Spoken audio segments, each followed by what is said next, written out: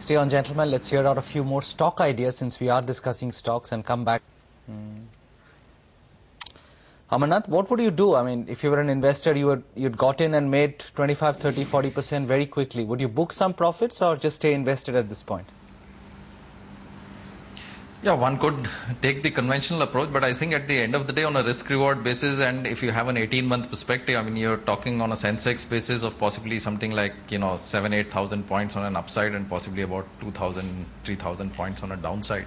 So I think the risk-reward equation clearly is in favor of being long.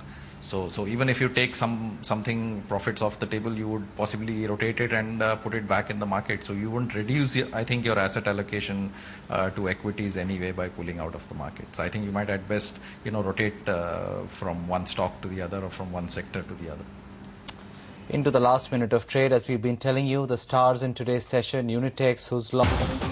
Welcome back. You're watching NSE Closing Bell on CNBC TV18. 9-month highs is where we've closed at. A good day of trade. Got that opening gap. Got supportive cues from Europe for most part of the day. So didn't really sell off a whole lot below that 4,500. Always found a bit of buying support there, and we've closed pretty much near the high point of the day.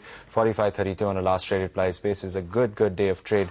European cues are very important in that second half of trade. Our Amarnath is still with us, and Sudarshan Sukhani as well.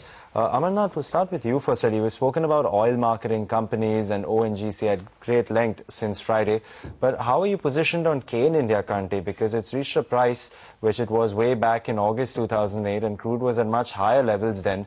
Obviously, its production from Rajasthan is just about to start. What's your outlook on that stock?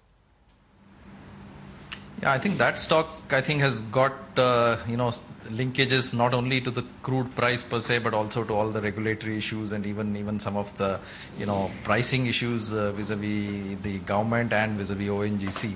So I think some of the recent news that things are favorable developments there have possibly helped that, and the fact that finally the offtake agreement and the completion of the project, etc., is on track. I think that's the basic drivers of that, and which is exactly the situation for all the OMCs and ONGC per se itself. There's a lot to do with regulatory issues and approvals to various projects, overseas investment plans, new capex. So a lot of it is in the hands of the government in terms of what's getting priced in.